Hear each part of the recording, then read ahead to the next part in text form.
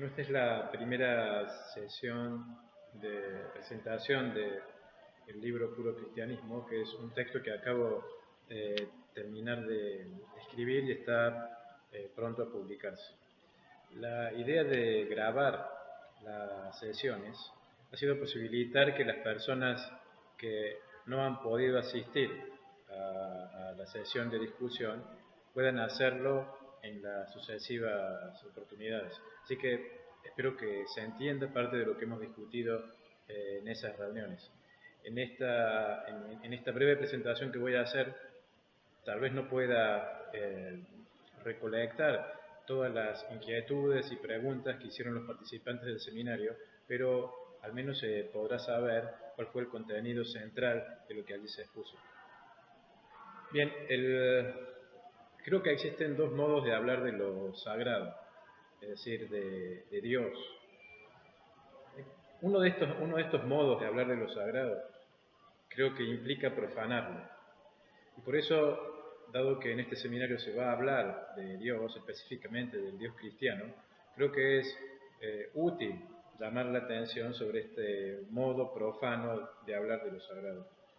Esto es especialmente importante dada la tesis central del texto que estoy presentando, porque la tesis central del texto es que es justamente la profanación de lo sagrado. O sea, el texto intenta mostrar que hay un modo de concebir al cristianismo que profana lo sagrado. Específicamente lo profana al utilizarlo con fines científicos, políticos, morales o bienestaristas para adquirir un bienestar psicológico o espiritual. Esa utilización de lo sagrado, y se sostiene el texto, es un acto de profanación. Ahora, también cuando se discute de la divinidad, uno puede profanarla. Por ejemplo, cuando se discute de la divinidad con un mero afán especulativo o de divertimento intelectual. Esta preocupación por la divinidad, pero que la ve como un mero objeto de estudio, que no tiene ninguna especie de compromiso en donde lo personal no está en juego, creo que es un modo de profanación. Creo que solo cuando se discute la divinidad poniéndose uno mismo en juego, solo cuando lo que se está discutiendo es algo que compromete la propia existencia, entonces solo en ese caso la discusión sobre la divinidad no implica profanarla. Así que el texto intenta seguir ese segundo camino. Solo intenta contar algunas reflexiones sobre el modo de concebir el cristianismo que he tenido a lo largo de los años. O sea que lo que se encuentra en el texto es fruto de mi propia experiencia personal. Y espero con muchísima duda de que esto sea así. Espero que sea de utilidad para otros que tal vez hayan tenido las mismas preocupaciones que me han ocupado estos años. ¿Okay? Entonces, lo primero que es necesario es entender la motivación del libro. Y para eso, como les decía, dado que el libro es una reflexión, parte de una reflexión personal, creo que es inevitable entender, o al menos volver a explícita, cuáles han sido las circunstancias personales en las que escribí el libro, o que me llevaron a escribir el libro. Bueno, he sido educado en una familia de cristianos, específicamente una familia de libaneses cristianos emigrados a la Argentina, donde los debates religiosos, morales, políticos, cosmológicos, antropológicos, se daban sin que existiesen contornos definidos. Es decir, era posible comenzar con una discusión bíblica y enlazarla sin mayor problema con un tema político o un tema moral, ¿no? El lugar predilecto de este tipo de conversaciones, al menos en mi familia, era la mesa familiar, ¿no? Luego del almuerzo, luego de la cena, aparecían estos temas. Y una característica de las discusiones era que uno podía pasar de lo moral a lo religioso, a lo político, a lo cosmológico, sin problema. Es decir, uno podía comenzar una discusión religiosa y eso tener consecuencias en materia moral o en materia política. Este modo de concebir al cristianismo como imbrincado con problemas científicos, morales y políticos se continuó en mi vida luego en la escuela primaria, donde se daba la misma situación, en mi escuela secundaria, que la realicé en un seminario, en el seminario menor, y continuó en mi formación terciaria, ¿no?, que hice en el Instituto Católico del Profesorado. Allí también los temas religiosos estaban imbrincados con los temas morales, políticos, cosmológicos. Lo mismo pasa, o ha sucedido, ha sido la misma experiencia la que he tenido cuando, por ejemplo, he tenido que asistir o asisto a misas dominicales, donde lo que se ve es esta situación del sacerdote intentando explicar el texto sagrado e intentando sacar del texto sagrado conclusiones morales o políticas.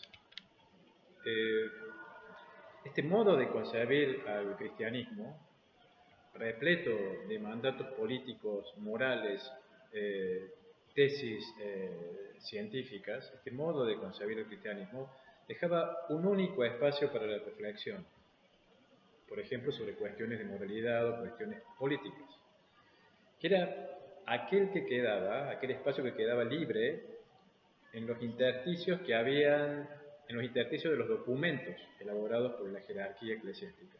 O sea, las cuestiones morales y políticas eran zanjadas o bien por apelaciones a los textos sagrados, a la Biblia, o bien por apelaciones a los documentos de la Iglesia, o bien por apelaciones al catecismo.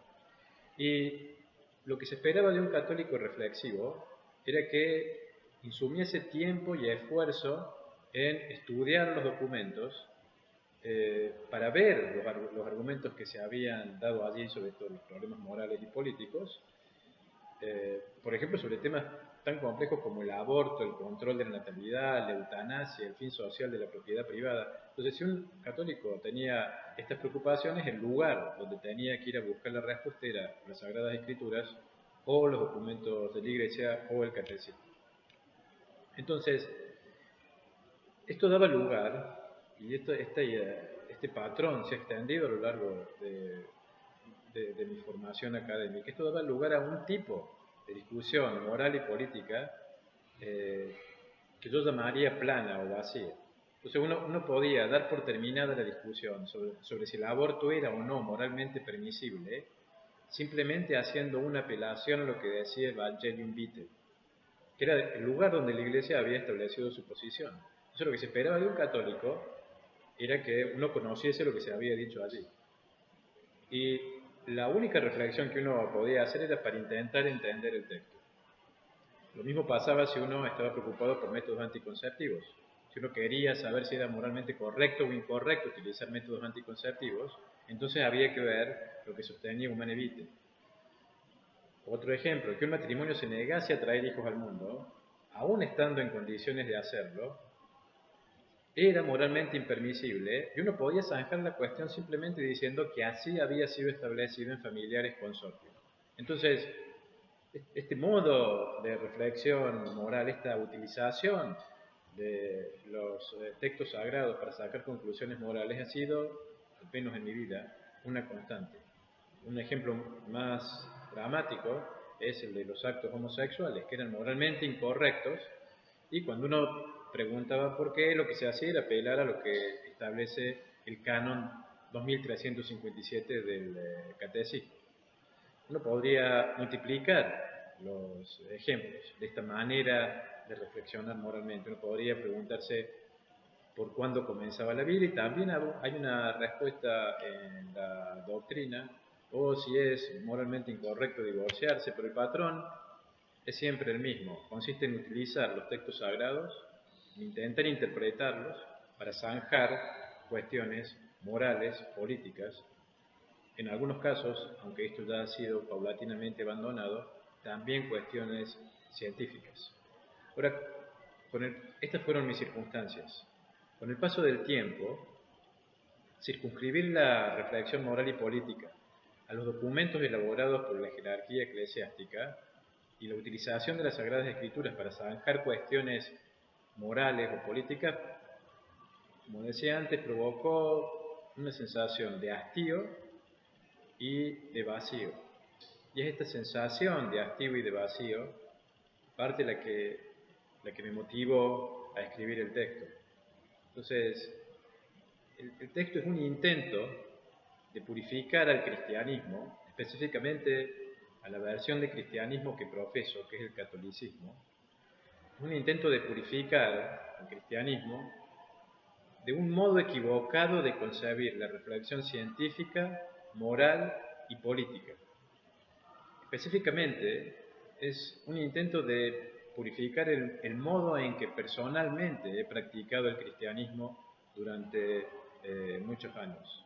O sea que el texto no intenta purificar el cristianismo de un mal que no me ha aquejado, sino que es todo lo contrario. Durante muchos años he realizado este tipo de argumentos, este tipo de utilización de las Sagradas Escrituras para resolver cuestiones morales, políticas, científicas.